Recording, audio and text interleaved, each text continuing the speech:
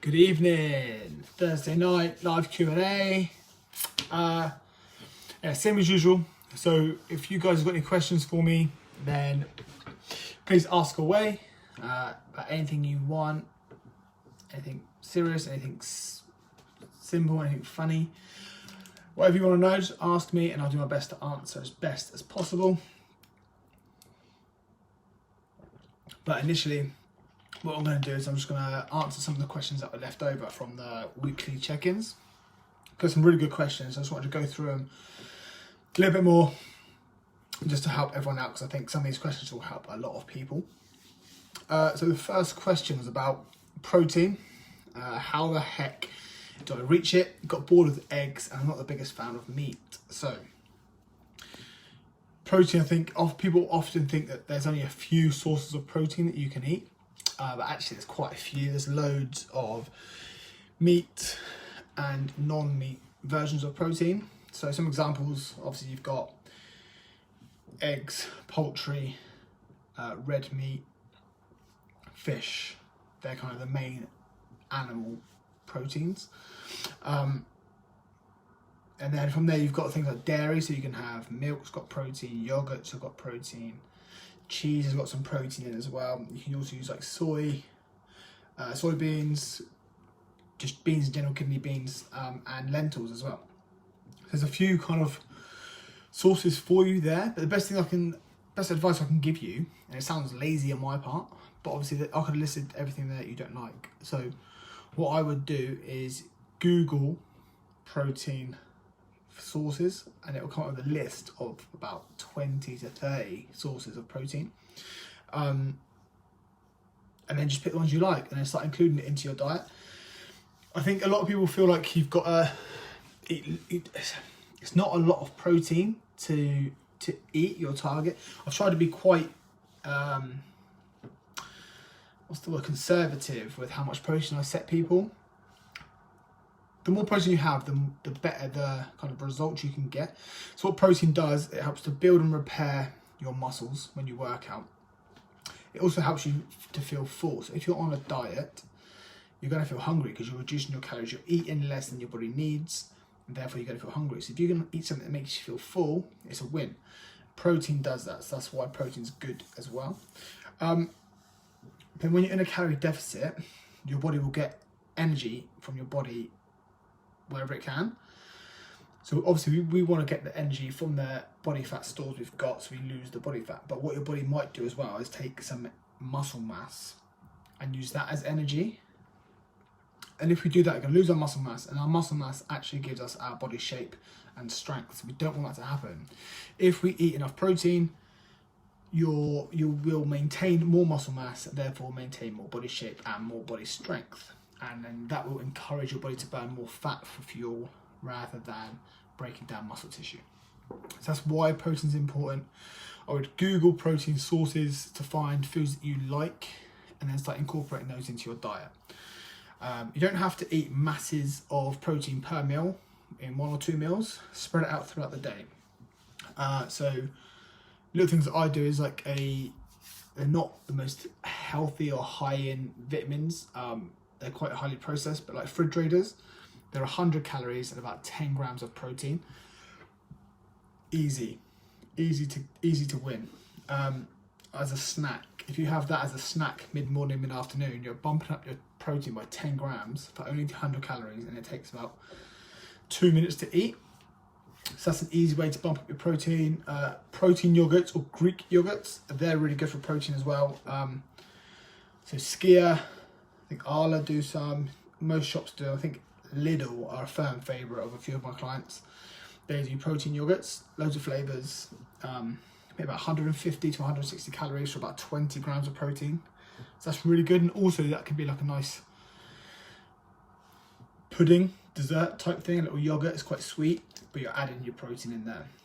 And another simple way people often forget is just add a little bit extra protein to each meal. It doesn't have to be loads, but if you are used to having a chicken breast, try and have a chicken breast and a half. You don't have to go from 1 to 2. You can just have a little bit extra and just build it up slowly over time. But do that over each meal and you're going to gradually increase your protein intake. And something else that I recommend everyone has is a protein powder. So I don't want you to get misunderstood that you need protein powder, because you don't need it, but it is very, very useful. Per portion, it's cheap. It works out probably less than £1 per serving, which is better than like a chicken breast or a bit of steak.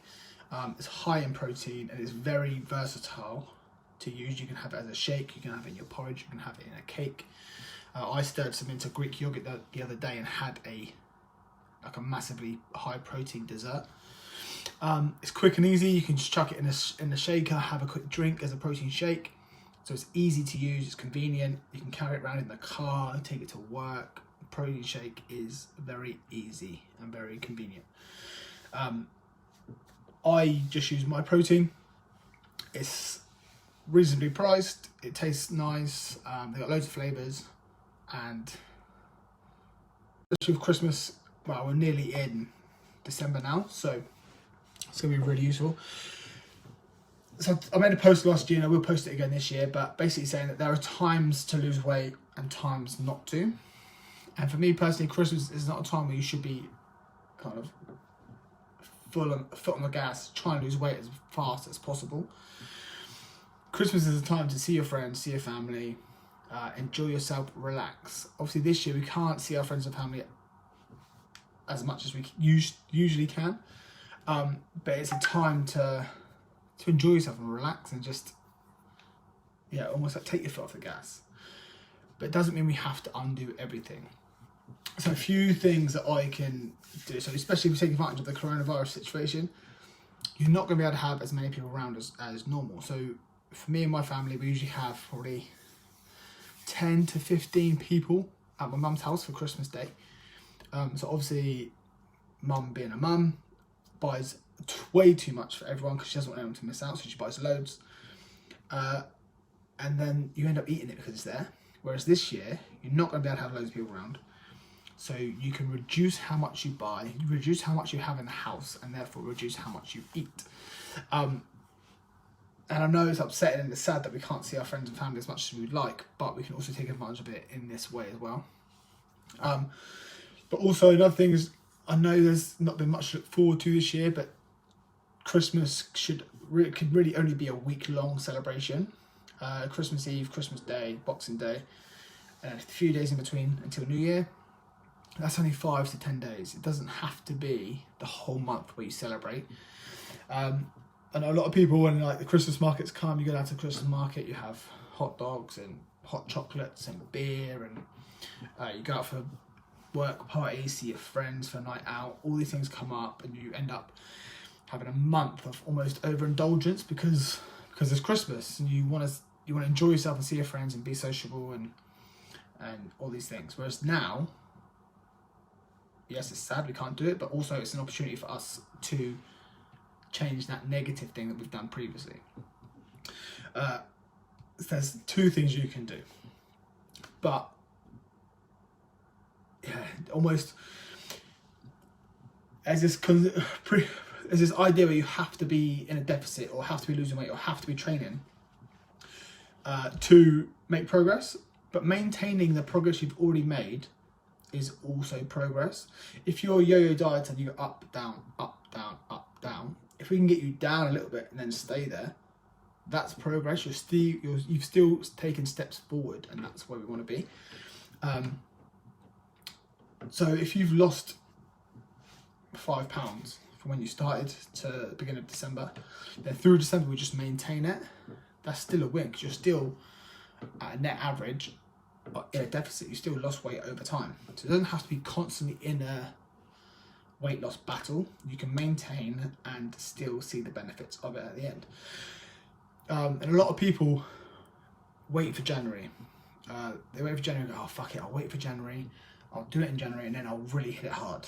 But if you can get to December with a little bit of weight loss or a lot of weight loss or gain strength or gain confidence, if you can maintain that through December, through Christmas, into January, you're starting the January race that everyone plays 2 or 3 steps ahead because you've maintained over Christmas. You haven't gone crazy over. Hi Pam, nice to see you. So yeah, you haven't you've got a few steps ahead, but you don't think that because it's Christmas, throw everything out the window. We can go back to maintenance. So if you're in a 10% deficit and your calorie target now is 1,500, for example, you can allow yourself to have 150 calories extra per day through December, and you will stay about the same weight, about the same size by the end of December, but you've also allowed yourself more calories. Another thing you can do is up your steps over Christmas. If you've got more time off work, or if you know you're going to be eating more food, go for extra steps. The more steps you do over your target, you're going to be like kind of working overtime and gaining more calories that you can consume later. So it's just that balancing act. You do more work, you get more money. You do more steps, you get more calories. As simple as that. So that's another way you can do it over Christmas if you want to enjoy yourself. The thing is, around Christmas, like I said, you want to relax, you want to chill. A lot of people sit down and then eat and drink while sitting. That again is like a negative and a negative together. If you just get up, go for a walk. Sounds, I think I've done it finally in my family. We go for a walk after Christmas dinner, even just around the block, or we drive to the park. We go under a bit of a longer walk around the park, but I've got most of the family up and out, moving and walking. And it helps your food go down. You don't sit there feeling tired and sluggish after your meal. You get up, you move. If you've got young kids in the family and they've got like a new scooter or a new bike or a football and they go out and they can play, one, you're moving, two, you're out of the house getting fresh air, kids are playing. It's like a positive for everyone.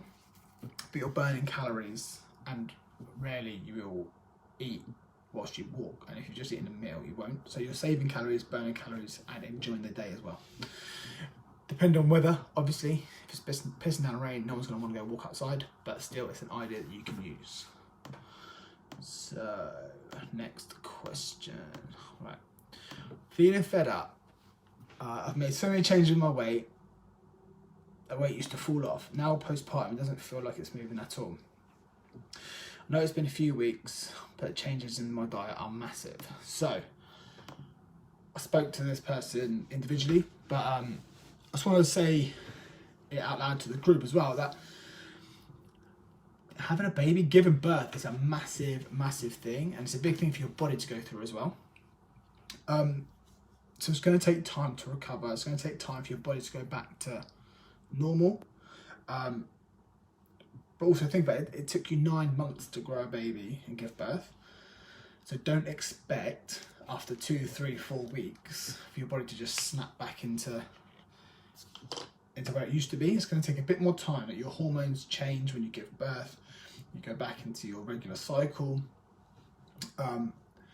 Your body mass has changed, your muscles have changed, your joints are different because they had to loosen to give birth. So all these things happen, and you kind of have to, it is frustrating if you know that.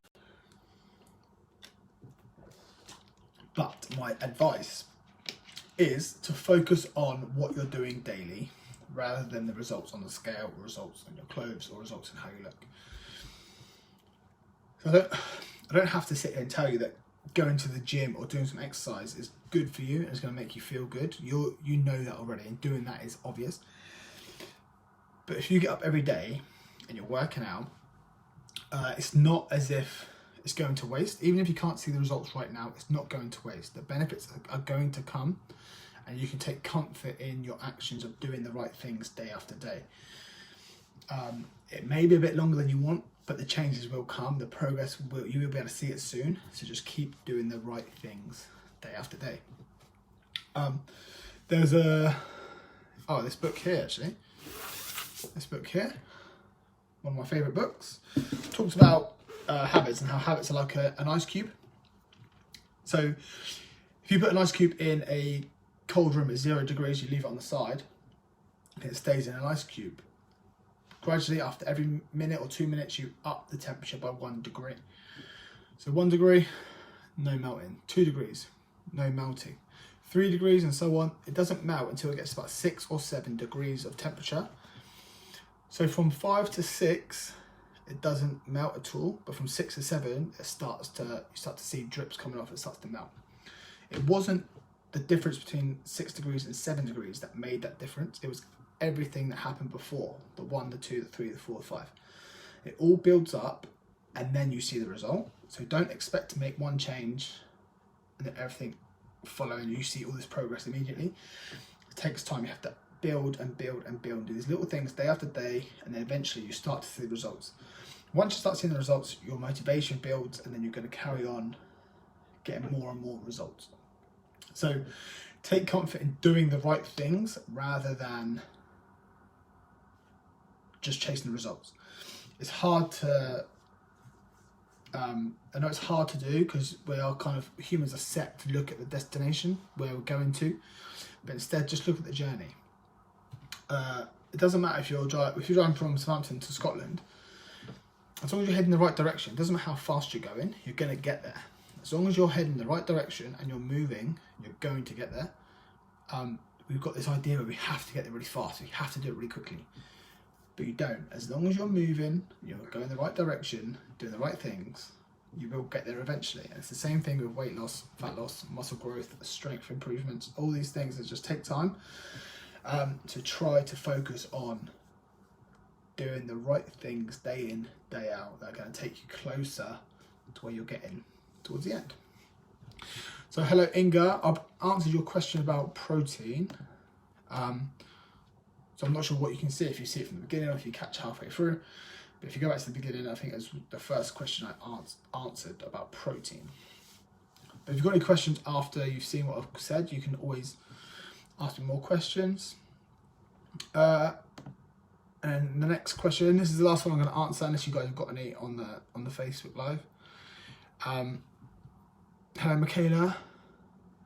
So someone said, self-care. I've been listening to some interesting podcasts around boundaries, and often we give so much to others we forget ourselves. Taking time to focus on our own health, mental health, fitness, and our own interests and hobbies. So this is something that I talk about. I try and talk about a lot, or I think about a lot, definitely.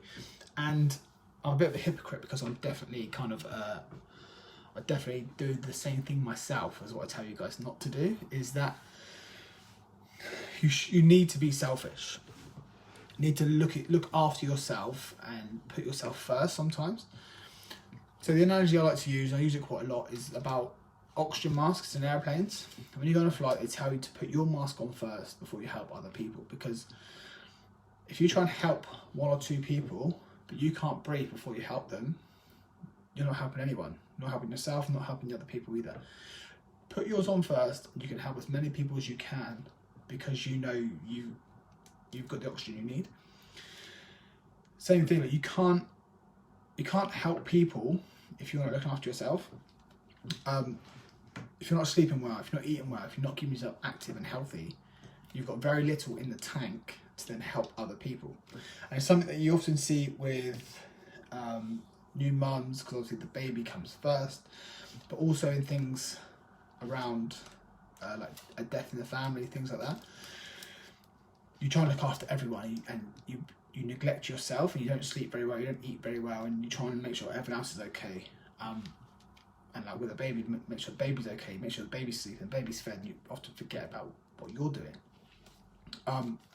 But eventually you're going to run yourself into the ground, and you then can't give anything to anyone. So actually, by being selfish and looking after yourself first, you can actually give more of yourself to other people, and therefore help them more as well. So being selfish, you're being selfless. It sounds a bit counterintuitive, but it does make sense. And I'm sure most people have seen sometimes where you push yourself into the ground because you try and do too much for too many people and you forget yourself. Especially people like nurses, care workers, like the key workers and stuff now. You're trying to help so many people that you're probably struggling yourself.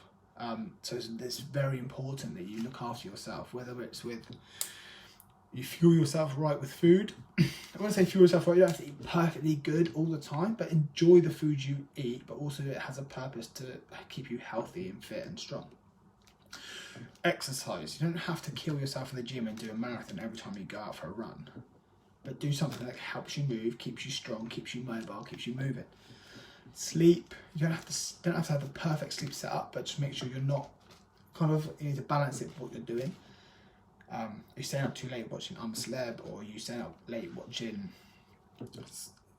or scrolling on your phone when you should be sleeping because you're underslept. You get tired, and when you get tired, you get hungry. When you get hungry, you overeat, and then you feel bad, and then all these things. So Pam, yeah, you work in the hospital, and it is true, and I think naturally humans want to care. We want to help people. We are selfless.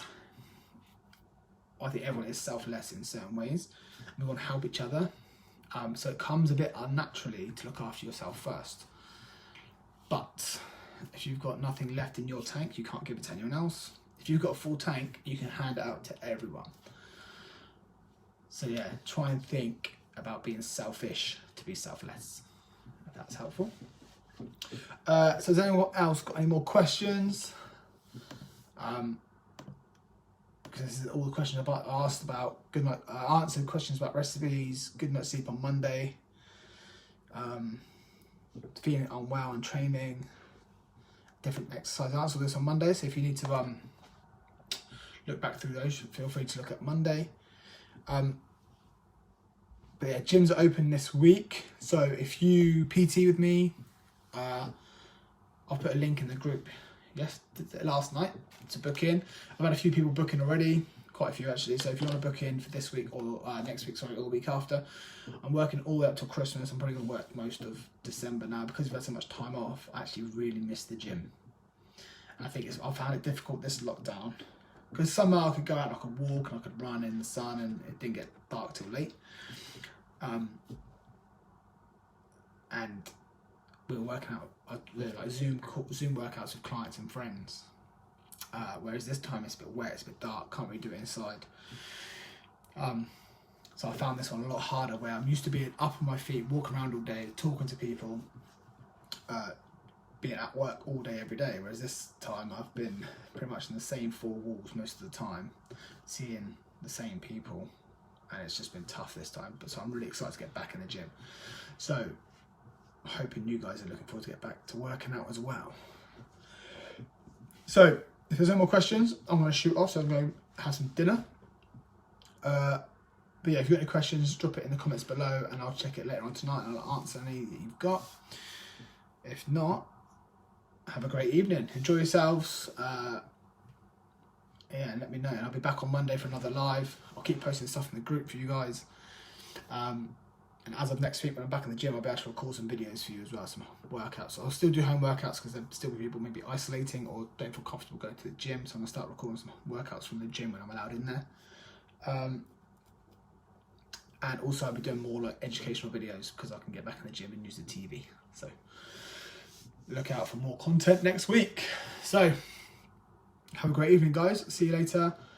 Drop me a text or comment if you need anything, and I'll see you all soon. Bye.